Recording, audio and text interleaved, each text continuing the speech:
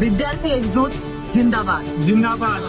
आम्ही सगळे साथी पुण्यावरनं निघालो सकाळी आणि आम्ही दिल्लीला जायला निघालेलो आहोत. तुम्हाला सगळ्यांना माहिती असेलच. आणि आम्ही ट्रेनमध्ये बसल्या आम्हाला कळलं की सोनम वांगचुक यांना दिल्ली पोलिसने खूप घाणेरड्या प्रकारे तिथनं त्यांच्या मर्जीच्या विरोधामध्ये डिटेन केलेलं आहे.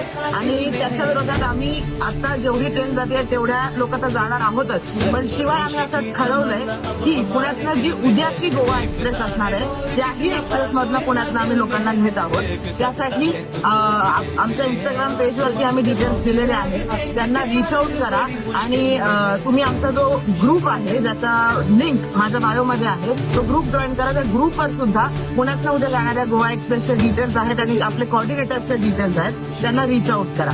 दुसरी महत्वाची गोष्ट म्हणजे जे पुण्यामध्ये लोक आहेत आणि जे या मोर्चाला दिल्लीला येऊ शकत नाहीत पार्लमेंट मार्चसाठी, त्या लोकांसाठी आपण 4 वाजता संभाजी उद्यान येथे जेम रोडला मोर्चा घेत आहोत.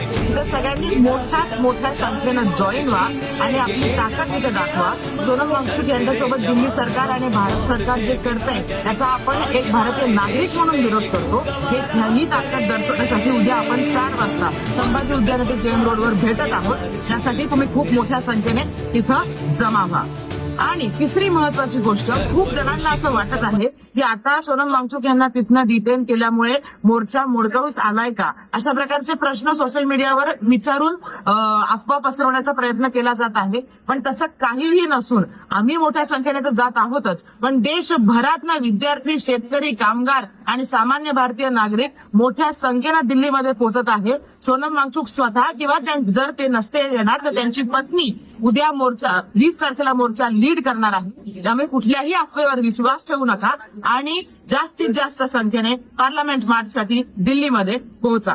जय भीम, लाल सलाम, विद्यार्थी एकजूट जिंदाबाद.